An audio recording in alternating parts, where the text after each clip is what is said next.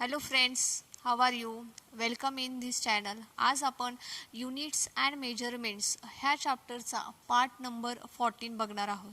Okay students, before that let us revise what we have learn in last video. पाठच्या व्हिडिओमध्ये आपण काय बघितलेलं आठवतंय सर्वांना? तर पाठच्या व्हिडिओमध्ये आपण बघितलं होतं लिमिटेशन्स ऑफ डायमेन्शनल ॲनालिसिस. ठीक आहे, डायमेन्शनल ॲनालिसिसचे लिमिटेशन्स आपण बघितलेले होते. त्याच्या पुढचा जो भाग आहे 1.7 that is accuracy, precision and अनसर्टॅनिटी in measurement, हा जो टॉपिक आहे हा टॉपिक तुमच्या सिलेबसमधून ओमिट केलेला आहे. आता हा ओमिट केलेला सिलेबस असल्यामुळे तो आपण घेत नाही आहोत आणि त्याच्या पुढचा जो टॉपिक आहे that is 1.8 errors in measurement, हा टॉपिक आज आपण घेणार आहोत. So students, let us start for the errors. Errors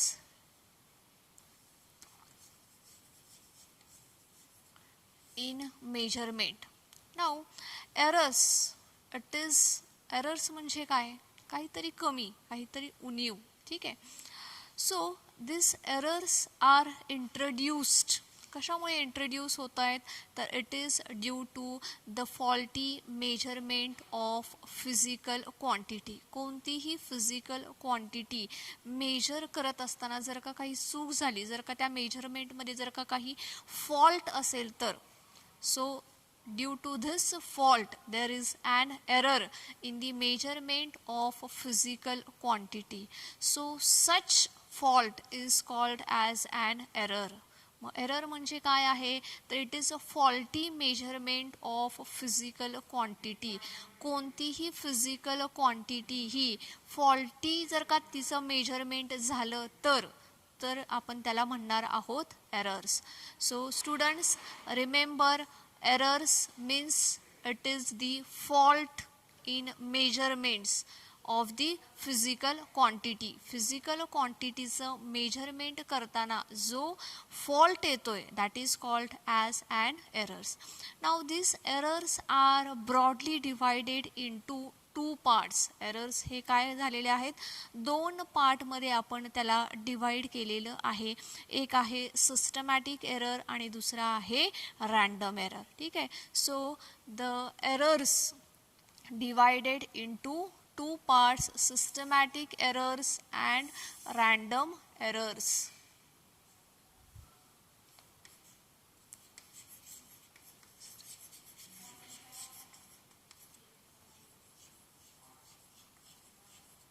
systematic errors आणि दुसरा आहे random errors.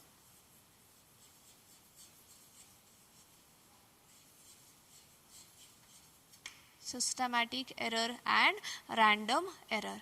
Now systematic error arises due to imperfect calibration of instrument. It is due to imperfect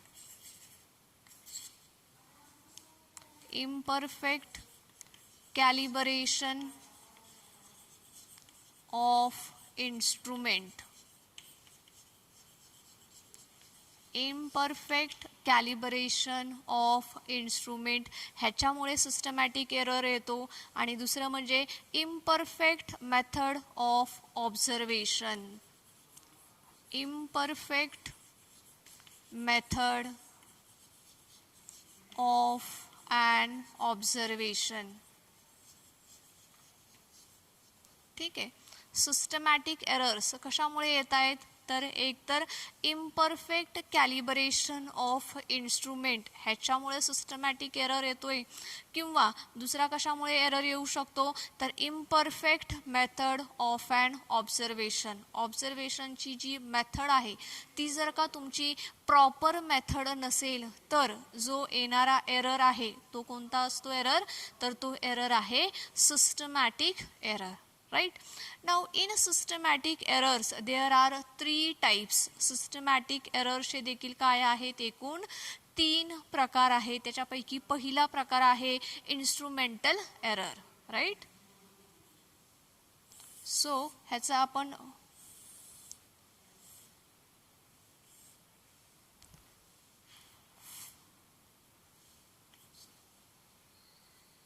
ठीक आहे. सो फर्स्ट एरर आहे instrumental error. Instrumental error. Okay. Now the instrumental error arises due to defective calibration of instrument. It is due to defective calibration of instrument. Defective calibration of instrument. एखादं instrument जर का व्यवस्थित तयार केलं गेलं नाही, ते इन्स्ट्रुमेंट तयार करतानाच त्याच्यामध्ये जर का डिफेक्ट असेल, तर अशा पद्धतीचा जो एरर येतो त्याला आपण म्हणतो इन्स्ट्रुमेंटल एरर. म्हणजे ते जे इन्स्ट्रुमेंट आहे तेच इन्स्ट्रुमेंट काय झालेलं आहे, चुकीच्या पद्धतीने तयार केलं गेलेलं आहे. राईट. जर का अशा वेळेस इन्स्ट्रुमेंट जर का चुकीच्या पद्धतीने तयार केलं गेलेलं असेल, तर जो एरर येतो त्या एररला आपण म्हणतो इन्स्ट्रुमेंटल एरर. राईट. त्याच्यानंतर आपल्याला बघायचं आहे सिस्टमॅटिक एररचा दुसरा प्रकार. दुसरा प्रकार आहे error due to imperfection in experimental technique. Okay.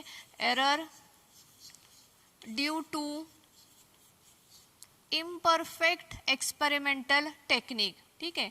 आता इथे जागा नसल्यामुळे मी थोडंसं जरा शॉर्टकटमध्ये लिहिते. Due to imperfection in experimental, थोडंसं शॉर्टकटमध्ये लिहिते, technique. Error due to imperfection in experimental technique. ठीक आहे. जर का एखादा एक्सपेरिमेंट करत असताना जर का त्या एक्सपेरिमेंटचं सेटिंग जर का तुमचं चुकलं असेल, तर this type of error arises due to defective setting of an instrument. ते इन्स्ट्रुमेंट तुम्ही चुकीच्या पद्धतीने हाताळत असाल. राईट. लक्षात येते.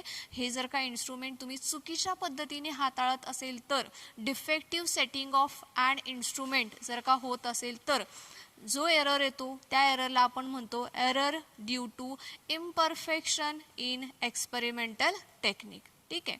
जर का एक्सपेरिमेंटचं जे टेक्निक आहे त्याच्यामध्येच तुम्ही चुकीच्या पद्धतीने ते इन्स्ट्रुमेंट हाताळत असाल, तर जो एरर येतो तो हा दुसऱ्या प्रकारचा एरर आहे.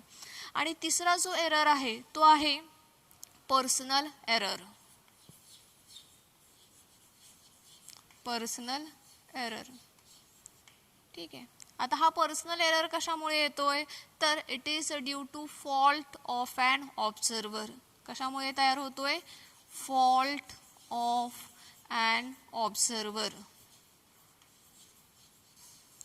रीडिंग घेणाऱ्या व्यक्तीकडूनच जर का रीडिंग घेताना चूक झाली, येते लक्षामध्ये, एक्सपेरिमेंट तुम्ही करत आहात आणि एक्सपेरिमेंट तुम्ही करत असताना जर का तुमच्याकडून चूक झाली, तर that is the personal error. तर मग तो जो एरर आहे तो काय असणार आहे, पर्सनल एरर असणार आहे. राईट. आता हे जे आपण एरर्सचे प्रकार बघितलेले आहेत ह्याचे आपण काय करूयात, एक्झाम्पल्स डिस्कस करूयात. ठीक आहे. आपण काय काय बघितलं आतापर्यंत, तर एरर बघितले. What is mean by error. Error means it is the faulty measurement of a physical quantity. ज्यावेळेस एखादी फिजिकल क्वांटिटी आपण चुकीच्या पद्धतीने मोजतो, सो ही जी चुकीची पद्धत आहे that leads to the errors. मग तिथे आपल्याला एरर्स मिळतो. Now this errors is broadly divided into two parts. एक आहे सिस्टमॅटिक एरर आणि दुसरा आहे random error. Right. Now systematic errors कशामुळे तयार होतोय, तर सिस्टमॅटिक एरर हा दोन कारणामुळे येऊ शकतो. एक म्हणजे इम्परफेक्ट कॅलिब्रेशन ऑफ इन्स्ट्रुमेंट. इन्स्ट्रुमेंटचं कॅलिब्रेशन चुकीच्या पद्धतीने केलं गेलेलं असते, त्यावेळेस imperfect method of an observation किंवा ऑब्झर्वेशन घेताना चुकीच्या पद्धतीने तुम्ही ते ऑब्झर्वेशन घेत असाल, तर अशा दोन कंडिशनमध्ये जे एरर्स येतात त्याला आपण म्हणतोय सिस्टमॅटिक एरर्स. आता हा जो सिस्टमॅटिक एरर्स आहे ह्याचे एकूण 3 प्रकार आहेत. एक आहे इन्स्ट्रुमेंटल एरर, दुसरा आहे error due to imperfection in experimental technique आणि तिसरा आहे पर्सनल एरर. ठीक आहे. आता साईड बाय साईड आपण प्रत्येक एररचे एक्झाम्पल्स डिस्कस करूयात. What is mean by instrumental error? Now instrumental error means the defective calibration of instrument, the error which is introduced due to defective calibration of instrument. instrumentचं calibration चुकीच्या पद्धतीने केलेलं आहे. तर अशा वेळेस जो एरर तयार होतोय, जो एरर येतोय, त्या एररला आपण म्हणणार आहोत instrumental error. For example thermometer सर्वांनी बघितलेलं असेल. टेम्परेचर मेजर करण्यासाठी आपण काय वापरतो? थर्मामीटर. नाऊ इन थर्मामीटर जर का प्रॉपर त्याचं जर का केलं नसेल, फॉर एक्झाम्पल बघा, डायग्राम काढते मी. थर्मामीटर असं असतो. ठीक आहे. इकडे काय असतं? त्याचं मार्किंग असतं. हा जर का झिरो वर झाला थोडासा किंवा खाली झाला मर्क्युरी लेवलपेक्षा, तर काय होणार आहे? दॅट इज द काय आहे हे? Defective calibration of instrument. Calibration means त्याच्यावरती जी मार्किंग आहे त्याला आपण कॅलिब्रेशन असं म्हणतो. ठीक आहे. जर का झिरो हा प्रॉपर आहे त्या ठिकाणी नसताना जर का तुम्ही तो वरती झाला किंवा तो जर का झिरो खाली झालं तर काय होणार आहे? That is the defective calibration of instrument. मग अशा डिफेक्टिव्ह थर्मोमीटरने जर का तुम्ही कुलिंगचे एक्सपेरिमेंट करत असाल तर ऑफकोर्स प्रत्येक रीडिंगमध्ये तुम्हाला एरर मिळणार आहे, कारण की त्याचं झिरोचं कॅलिब्रेशन हे चुकलेलं आहे. येते लक्षात? अशाच पद्धतीने ओम्स लॉ करत असताना बघा, ॲमीटर किंवा व्होल्टमीटर तुम्ही वापरता. ठीक आहे. तर ह्या ॲमीटरमध्ये झिरोचं मार्किंग, ॲमीटर असं असतो बघा, त्याच्यामध्ये मार्किंग स्केल अशी असते. ठीक आहे. इथं झिरो असतो, त्याच्यानंतर 1, 2 अँड सो ऑन. ठीक आहे. तर हा जर का झिरो आहे, हा झिरोचं मार्किंग प्रॉपर नसेल तर काय होईल? एक तर तो इकडं असेल किंवा इकडं असेल. झिरोचं मार्किंग प्रॉपर नसेल तर काय होईल? तर ज्या वेळेस सर्किटमधून करंट फ्लो होईल, करंट फ्लो होत नसताना पण काय होईल? इथे करंट दाखवलं जाईल. का? कारण की त्याचं मार्किंग प्रॉपर झालेलं नाहीये. येते लक्षामध्ये? जर का मार्किंग व्यवस्थित नसेल तर करंट सर्किटमधून जात असताना देखील आपल्याला काय होईल? तिथे 1 किंवा 2 अँपिअर करंट फ्लो होत आहे असं आपल्याला दिसेल. तर ज्या वेळेस इन्स्ट्रुमेंटचं हे जे मार्किंग आहे, ह्या मार्किंगमध्ये जरी थोडीशी जरी मिस्टेक झाली, येते लक्षामध्ये, तर ह्या मार्किंगमध्ये जर का मिस्टेक झाली तर ते काय असणार आहे? डिफेक्टिव्ह सेटिंग किंवा डिफेक्टिव्ह कॅलिब्रेशन ऑफ इन्स्ट्रुमेंट असतं आणि त्यामुळे प्रत्येक रीडिंगमध्ये मग तो एरर येणार आहे. आता ह्या दुसऱ्या एररचं एक्झाम्पल आपण डिस्कस करूया. Error due to imperfection in a experimental technique. ठीक आहे. सो हा जो एरर आहे हा कशामुळे येतो?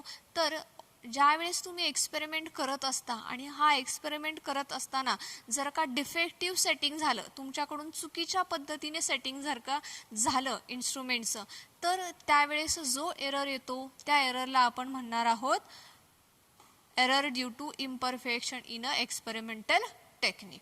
ठीक आहे. ह्याचं एक्झाम्पल्स तुम्हाला सांगता येईल बघा. एक्झाम्पल असं आहे की सपोज काय घेते, एक टेस्ट ट्यूब घेऊया आपण. ठीक आहे.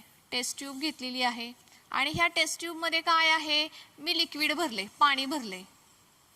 अशी आहे टेस्ट ट्यूब, हे पाणी भरलेलं आहे. ठीक आहे. आता काय करायचं आहे मला? तर ह्या पाण्याचं व्हॉल्यूम फाइंड आउट करायचं आहे. राईट. आता व्हॉल्यूम जर का फाइंड आउट करायचं असेल तर मला काय करावं लागेल? ह्याची हाईट मेजर करावी लागेल. So to measure the height, ही जी टेस्ट ट्यूब आहे ही वर्टिकल धरायला पाहिजे. राईट. लक्षात येते? टेस्ट ट्यूब कशी असायला पाहिजे? वर्टिकल असायला पाहिजे. चुकून जर का मी ही टेस्ट ट्यूब अशी टिल्ट केली तर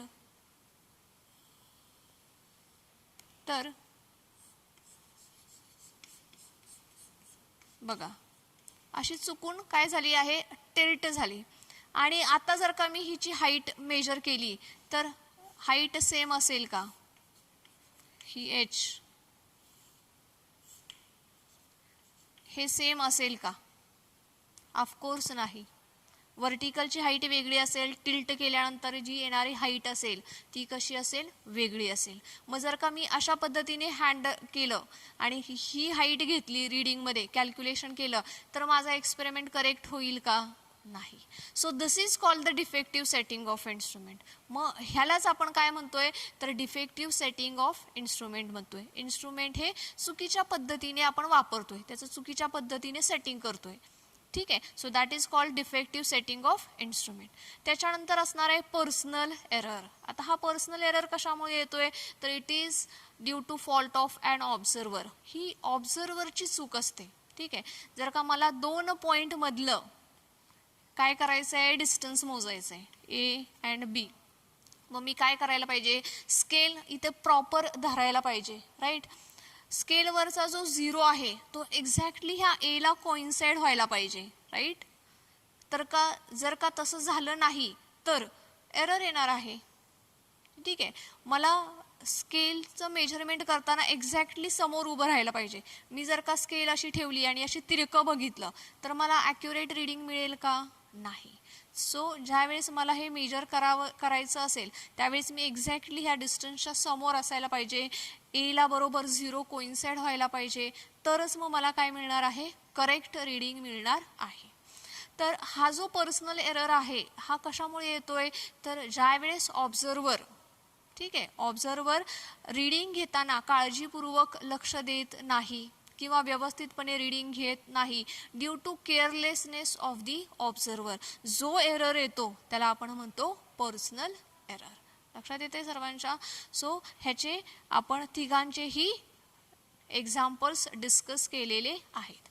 नाऊ एक एरर असा आहे, हे जे एरर्स आहेत हे काय करू शकतो आपण, मिनिमाइज करू शकतो. कसे मिनिमाइज करू शकतो, काय करता येईल आपल्याला मिनिमाइज करण्यासाठी, तर हा पद्धतीचा एरर जो आहे हा कसा मिनिमाइज करता येईल तर एकदम परफेक्ट कॅलिब्रेशन असलेलं इन्स्ट्रुमेंट जर का आपण यूज केलं. लक्षात येतंय, परफेक्ट कॅलिब्रेशन असलेलं इन्स्ट्रुमेंट आपण यूज केलं. ठीक आहे. त्याच्यानंतर आपण एक्सपेरिमेंटची व्यवस्थित प्रोसिजर फॉलो केली तर हा एरर दूर होईल. त्याच्यानंतर पर्सनल एरर जर का आपण लक्ष देऊन एक्सपेरिमेंट केला आणि कमीत कमी चुका जर का ह्याच्यामध्ये केल्या तर हा पर्सनल एरर पण मिनिमाइज होईल. सो अशा पद्धतीने जर का आपण ह्याची काळजी घेतली तर एकंदरीतच सिस्टमॅटिक एरर्स काय होतील, मिनिमाइज होतील, कमी होतील. काय काय करावं लागेल, एकतर the instrument which is having the correct calibration, त्याच्यानंतर second to follow the correct procedure of the experiment, and third to avoid the personal errors. ठीक आहे. स्वतःचे फॉल्टी एरर्स आपण काय करायचे आहेत, कमी करायचे आहेत. तर अशा पद्धतीने आपण सिस्टमॅटिक एरर्स काय करू शकतो, कमी करू शकतो. आता जरी आपण हे एरर्स कमी केले तरी सुद्धा though we minimize all this type of errors then also there will be error, तरी देखील एक तिथे एरर असतो, and that error is called as the random error. आणि त्या एररला आपण काय म्हणतो तर रँडम एरर असं म्हणतो. Now this error is arises due to variation in condition, variation in condition. जरी आपण ह्या सर्व प्रकारचे एरर्स कमी केले तरी सुद्धा एक एरर येतोच, आणि तो एरर म्हणजे काय आहे, रँडम एरर. फॉर एक्झाम्पल बघा, तुम्ही इलेक्ट्रिकचा एक्सपेरिमेंट करताय, ओम्स लॉ, आणि अचानकपणे व्होल्टेज काय झालं, फ्लक्च्युएट झालं. ठीक आहे. जर का व्होल्टेज अचानकपणे असं फ्लक्च्युएट जर का झालं तर तुमच्या एक्सपेरिमेंटचे रीडिंग करेक्ट येतील का, नाही. फॉर एक्झाम्पल तुम्ही गॅसशी रिलेटेड एखादा एक्सपेरिमेंट करताय आणि सडनली गॅसचं प्रेशर चेंज झालं तर तुमचा एक्सपेरिमेंटमध्ये एरर येणार नाही का, yes, of course there will be error. For example जर का तुम्ही कुलिंगचा एक्सपेरिमेंट करत आहात आणि कुलिंगचा एक्सपेरिमेंट करत असताना सडनली ॲटमॉस्फिअरचं टेम्परेचर चेंज झालं, अचानकपणे पाऊस यायला लागला, तर तुमचा तो जो कुलिंगचा एक्सपेरिमेंट आहे ते जे रीडिंग्स आहेत त्या रीडिंग्समध्ये काय होणार आहे, एरर येणार आहे.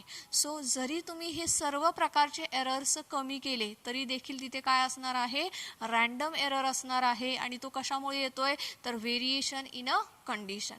Now random error we cannot eliminate, आपण ह्या रँडम एररला काढून टाकू शकत नाही, but we can minimize this random error. आता हा जो रँडम एरर आहे ह्याला आपण पूर्णतः इलिमिनेट करू शकत नाही, परंतु आपण काय करू शकतो, त्याला कमी करू शकतो. कसं कमी करता येईल त्याला, तर by taking the number of readings. आपण काय करू शकतो, एकापेक्षा जास्त रीडिंग घ्यायचे, त्या रीडिंगचा काय करायचं आहे, परत ॲव्हरेज व्हॅल्यू घ्यायची आहे. आणि त्याची ॲव्हरेज व्हॅल्यू घेतल्यानंतर आपण काय करू शकतो, हा जो रँडम एरर आहे ह्या रँडम एररला आपण काही प्रमाणात कमी करू शकतो, पूर्णतः आपण ह्याला इलिमिनेट करू शकत नाही. Okay, so let us revise what we have learn. We have learn errors. Errors means faulty measurement of the physical quantity. किती प्रकार आहेत, 2, सिस्टमॅटिक एरर्स आणि रँडम एरर्स. सिस्टमॅटिक एरर कशामुळे येतो, तर इम्परफेक्ट कॅलिब्रेशन ऑफ इन्स्ट्रुमेंट आणि imperfect method of an observer. त्याचे एकूण किती प्रकार आहेत, 3 प्रकार. Instrumental error, errors due to imperfection in experimental technique, आणि तिसरा आहे पर्सनल एरर. इन्स्ट्रुमेंटल एरर कशामुळे येतो, कशामुळे, तर defective calibration of the instrument. Example काय, थर्मामीटर, ॲमीटर. हा एरर कशामुळे येतोय, तर defective setting of instrument. Example काय, टेस्ट ट्यूबचं व्हॉल्यूम फाइंड आउट करण्यासाठी. तिसरा एरर काय आहे, पर्सनल एरर. कशामुळे येतो, तर due to fault of an observer. Example काय सांगता येईल, लेन्स पॅरलेक्स येऊ शकतो आपण जर का व्यवस्थित मेजरमेंट केलं नाही तर. हे जरी सर्व एरर्स आपण मिनिमाइज केले तरी कोणता एरर असतो, तर रँडम एरर असतो. कशामुळे येतो, तर due to variation in a condition. Example काय सांगता येईल, तर फ्लक्च्युएशन इन अ व्होल्टेज, त्याच्यानंतर sudden change in a pressure किंवा sudden change in a temperature. So these are the examples of the random error. आजच्या लेक्चरमध्ये आपण आज इथंच थांबूयात. ह्याच्या पुढचा जो भाग आहे तो आपण पुढच्या लेक्चरमध्ये बघणार आहोत. Thank you students.